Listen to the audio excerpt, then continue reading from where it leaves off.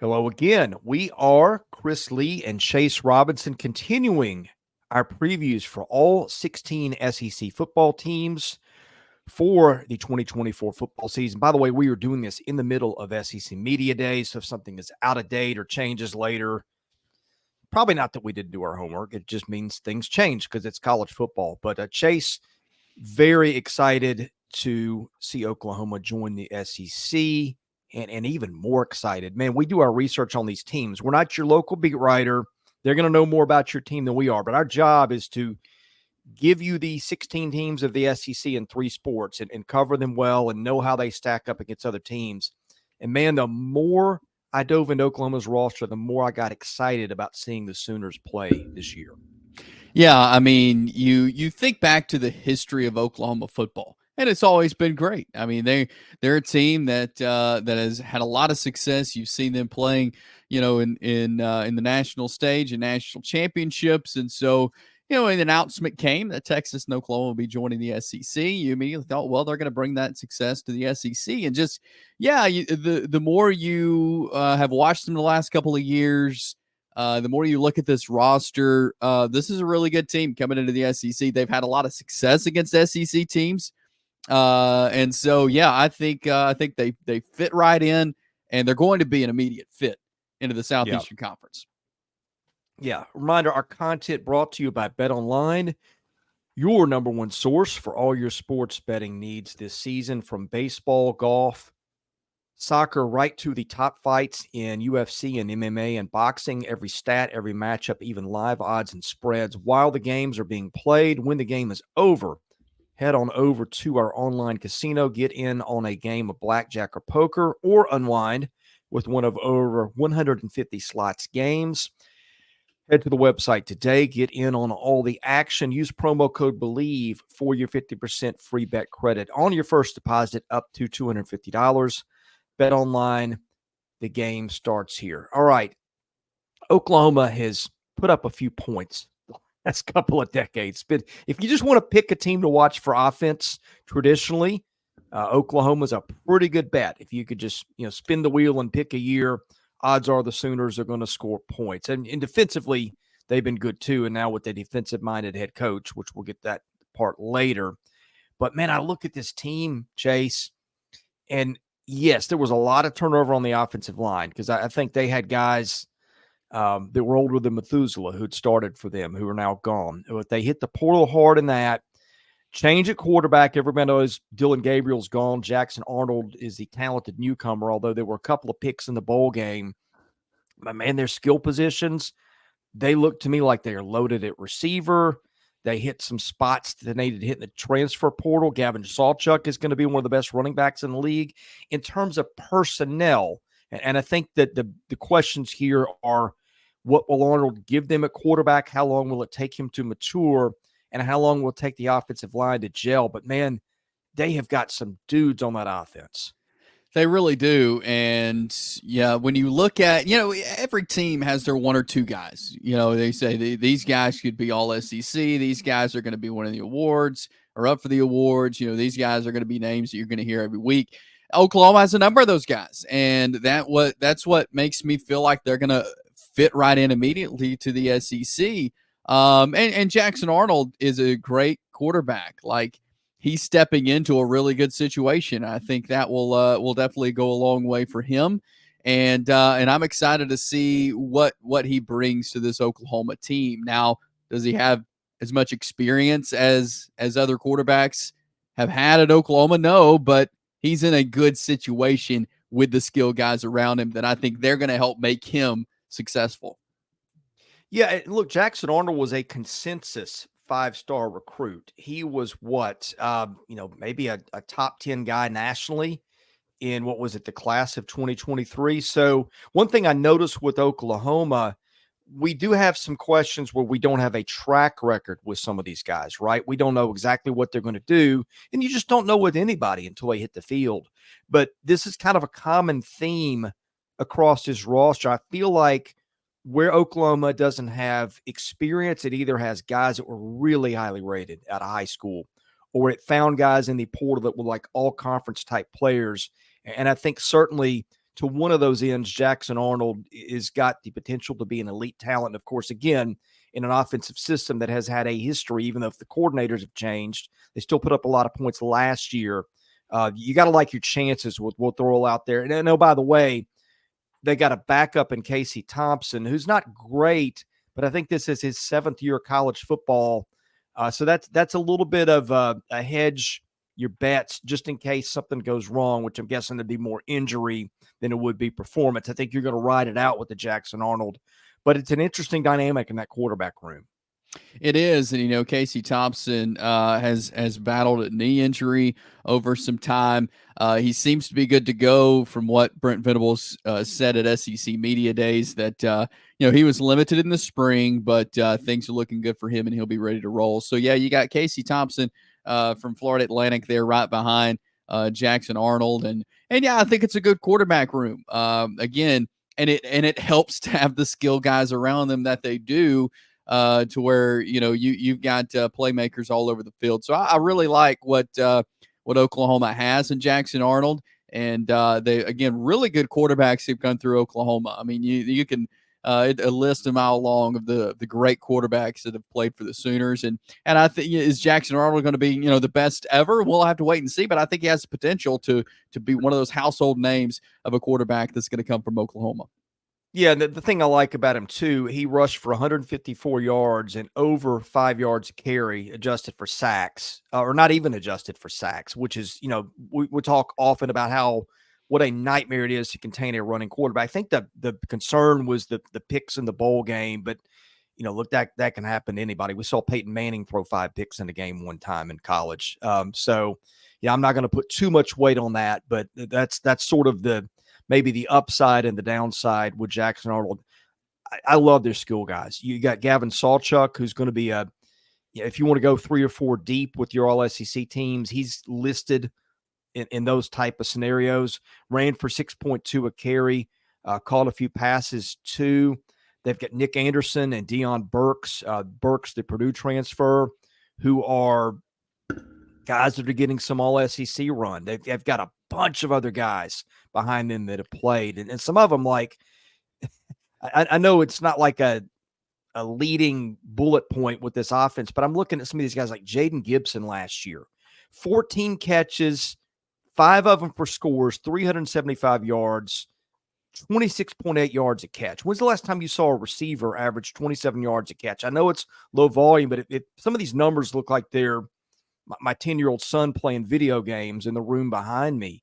Brennan Thompson, 7 catches, 34 yards a reception. I mean, like, not only do they have some guys at the top of the list, and you got Andrel Anthony, who is super productive. I think there's maybe an injury situation. Man, they have not only got guys that have produced at a pretty nice level and are getting all SEC run, but they've got backups who, when they have had a chance, have really flashed explosiveness.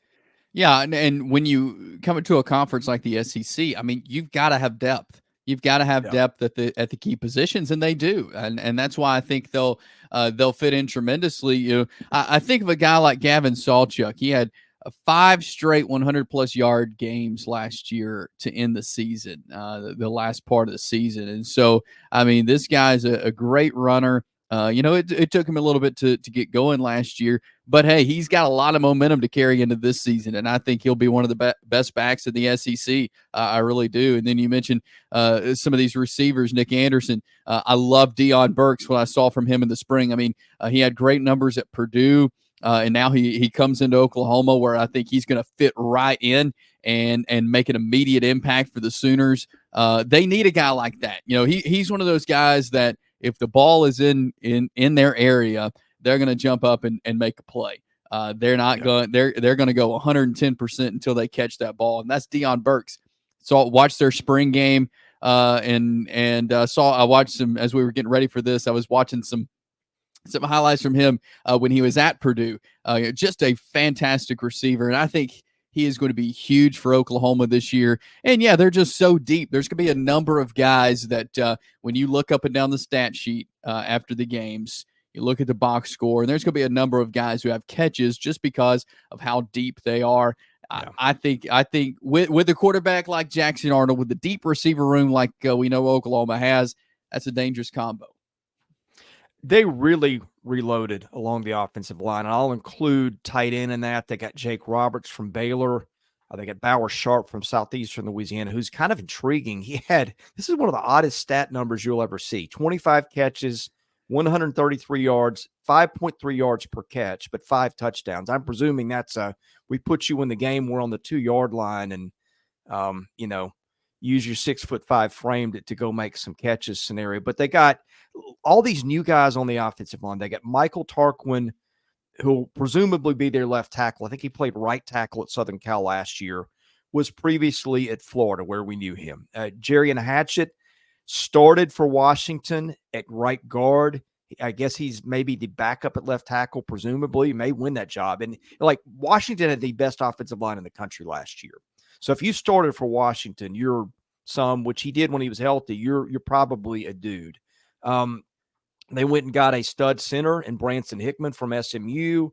They got, I'm going to botch this name, but it's their right guard.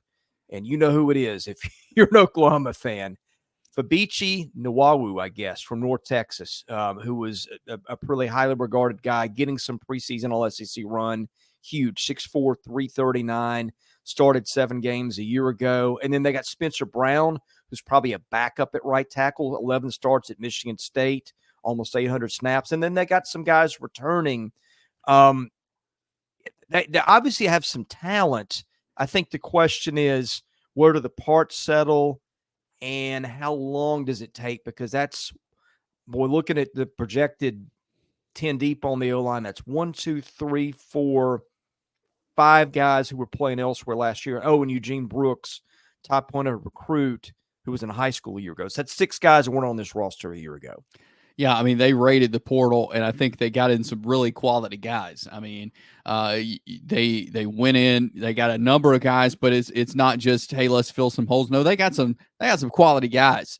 You mentioned Bauer Sharp. As soon as I saw his name on the Oklahoma roster from Southeast Louisiana, 2 years ago, I was doing play-by-play for a Jacksonville State Southeastern Louisiana football game, and when you do play-by-play, you don't always call the tight end's name. I mean, that's not a position that gets a lot of love.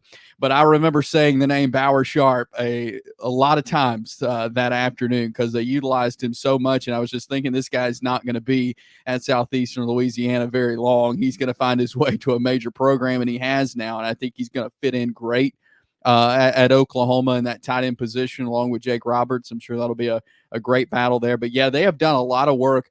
And in the SEC, you win on the trenches. You win on the offensive line and the defensive line. You've got to have really good players. You've got to be big and make things happen on the line. And Oklahoma sees that. They know that's the case, and they've gone out and put together a fantastic roster. And we'll look at the defense in a minute, but I love what they've done on the offensive line. These are dudes. These are dudes that they've got, and that's going to make a big difference when you have an inexperienced quarterback as well. Like Jackson Arnold, we know he's great, but he doesn't have a ton of experience.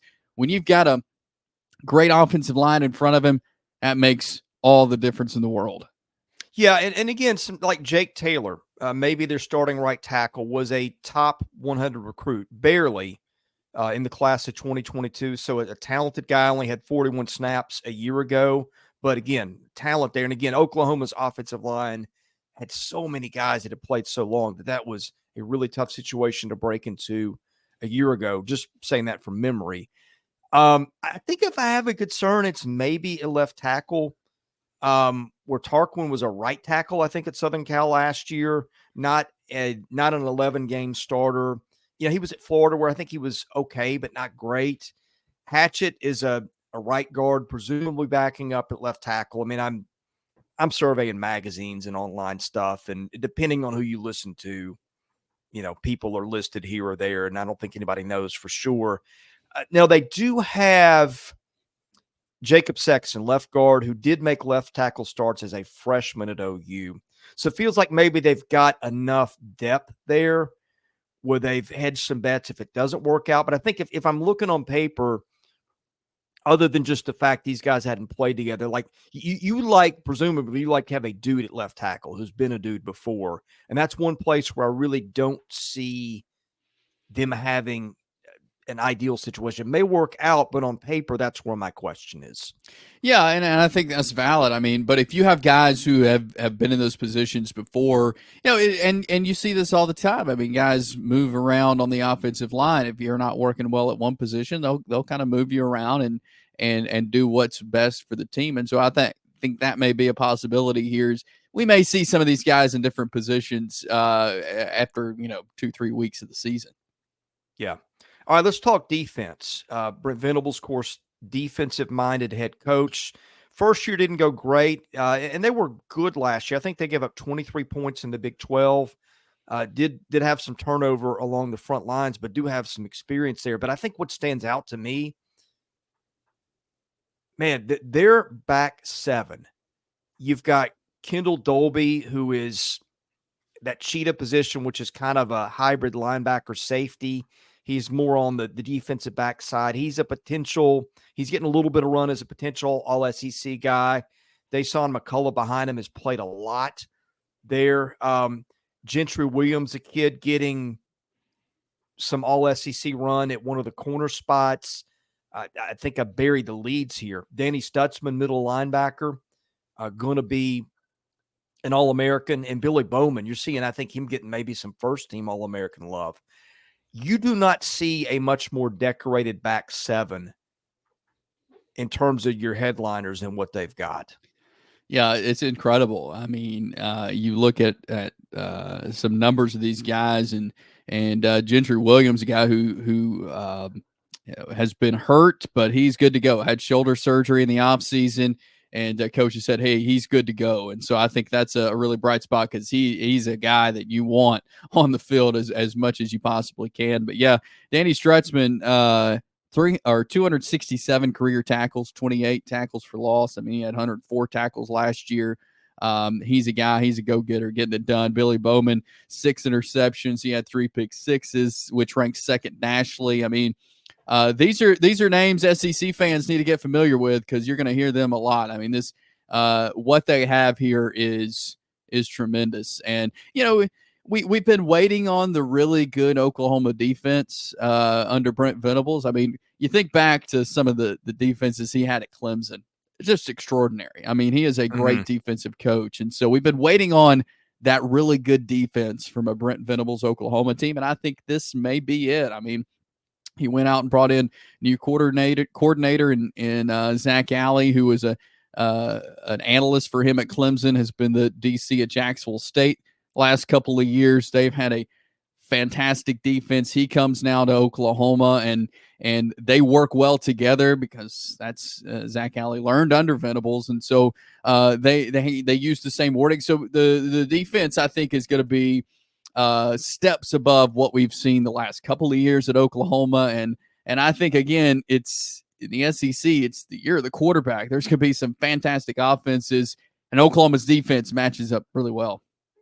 Yeah, and like even guys we didn't get into. Woody Washington might start at corner. There's talk about using him in a little bit of a utility role. He's from my area of the country, was a really talented kid in high school at Murfreesboro, Oakland, which is one of the powerhouses in Tennessee. He's played a lot of college football. Des Malone could win that corner spot. He started 12 games at San Diego State last year, had a pick and played almost 700 snaps. Robert Spears Jennings played 12 games from a year ago. He'll probably start at safety. They got Reggie Powers, who was almost a top 150 recruit, is maybe a backup there. So again, it's a place where they got a lot of talent and a lot of depth in that end of the team. I think my question, and the more I dive into what they did in the portal, I'm less concerned. But whereas you've got headliners all over the place at the other places we just started, defensive line, maybe not as much, but they did bring in Caden Woolard, who was a first-team All-MAC guy, had 9.5 sacks last year. He'll man one in. Dominic Williams, I guess it's Damonic, TCU transfer, honorable mention, all Big 12. Those were 2 guys in the portal, and the other guys, they do have a bunch of guys that have played snaps at Oklahoma in between, including Ethan Downs, who I think is a returning starter at that other end. Yeah, and he was a second team All Big 12 guy, and he's got some snaps. I mean, he's played a lot of games, and so I think it'll be good to have him on one side, and again, Woolard on the other. But I think the guys in the middle, again, you mentioned Nic Williams from TCU. I think that's a great add to this line. They're talking a lot about David Stone, guy. He's out of high school, but from the things I've been reading from the Oklahoma folks, he's a name to watch. That he may get some playing time, maybe not a ton this year, but if you're looking towards the future of this defensive line, David Stone could be one of those guys who can make an impact on the defensive line. So that may be a name to watch, maybe more in the future, maybe some this year. But they really like what they see from him. Yeah, but they got some good depth, I think, on the defensive line, which again, offense is going to be the name of the game in the SEC this year. And so the fact that they are deep, that they do have some talent on this defensive front is going to be huge for Oklahoma, I think. Yeah, Stone was a consensus 5-star recruit, I think a top 10 player in the class of 2024, also by composite rankings. So kind of hard for a defensive lineman to come in and be a stud right away in college football. But it does happen, and that's the kind of guy you bet on. So, yeah, I mean, special teams, I don't know how much there's to note here. You've got they got a new kicker, Tyler Keltner from East Tennessee State. He was 56 of 74 on field goals, hit all 131 of his point afters. I always kind of like that, a guy that you can just count on to be consistent. So he's done that. Their punter was a part-timer last year. I guess it's Luke Elzinga is maybe how you pronounce it. Apologies if I botched that, but he averaged 45 yards a kick on 27 kicks. 13 of those inside the 20. So it seems like they're solid on special teams. Man, Chase, go ahead. Let me let you interject there. Yeah, I mean, they have had some inconsistency in years on the special team side of things, and so I think they've really worked and looked to correct those.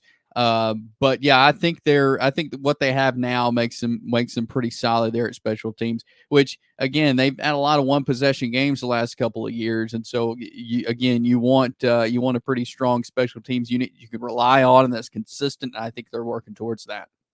Yeah. One other thing to watch, Woolard blocked a couple of kicks last year at Miami, and they've got another guy that blocked a couple of kicks.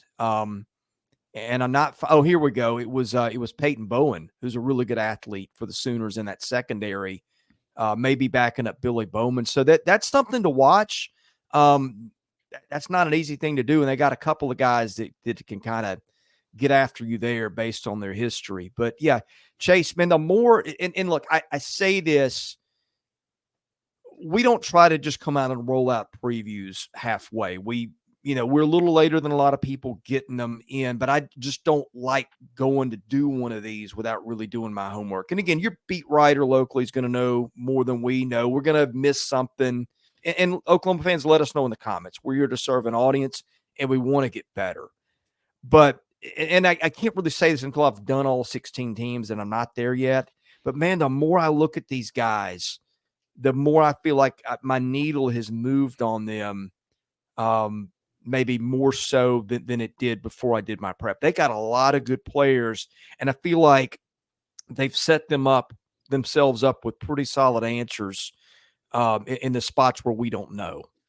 Yeah, and I mean they had no help when it comes to schedule from the SEC in year one. I mean, it's tough when you've got a trip to Auburn, you got a trip to Ole Miss, Missouri, and LSU.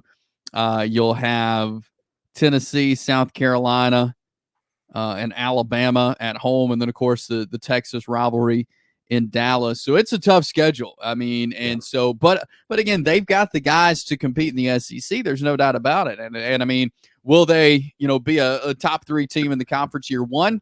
I don't know. I mean, we'll have to wait and see. It's a pretty strong conference this year, but this is a team that I see competing in the SEC very quickly, even if not in year one. So I like where Brent Venables has Oklahoma. Again, I think that when you look up and down, the roster and see the type of talent, see the experience that this team has. Obviously quarterback, and there's several other positions that doesn't have a ton of experience, but you look at the rest of the positions, I think there's a lot of experience, and that's going to help Oklahoma this year.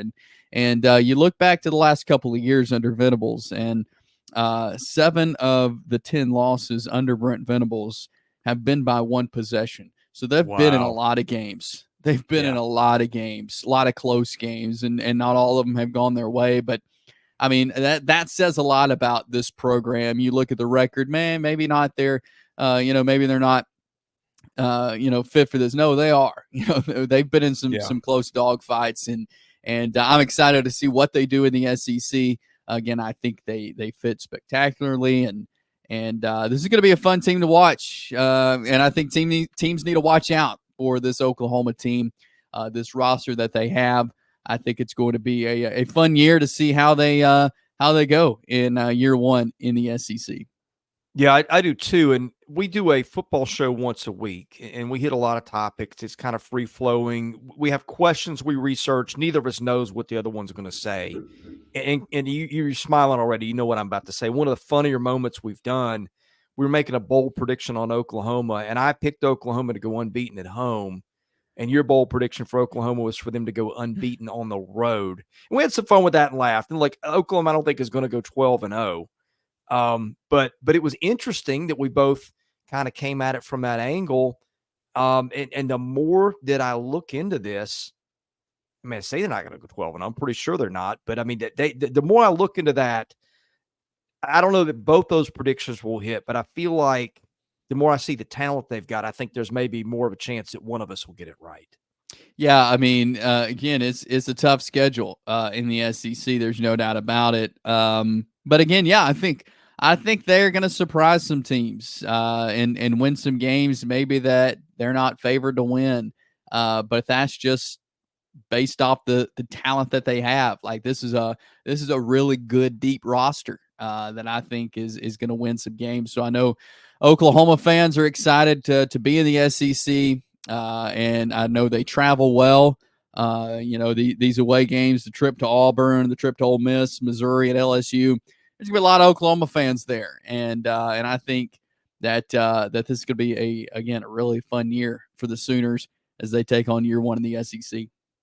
Yeah, looking forward to seeing how it goes. Oklahoma fans, we also cover baseball and basketball with equal passion that we do to football. I'm a baseball guy at heart, so check out our other shows. We've got a weekly baseball show, a weekly basketball show, and of course during the season, we're covering what goes on wall to wall. So you're going to be your home, I hope, for coverage in the SEC in all three sports. We thank you for watching. We appreciate you. Always looking for sponsors. That's what Caroline.Smith at Southeastern 14. The name of the site has changed to 16 for reasons Oklahoma fans understand, but the email will still get there. We've got a big audience in the millions, always looking for people to help out so we can pay the bills and stay on air. And hit that subscribe button, hit the like button. Those things help our analytics. Leave some comments. Tell us what we got right, what we got wrong. For Chase Robinson, I'm Chris Lee. We're Southeastern 16.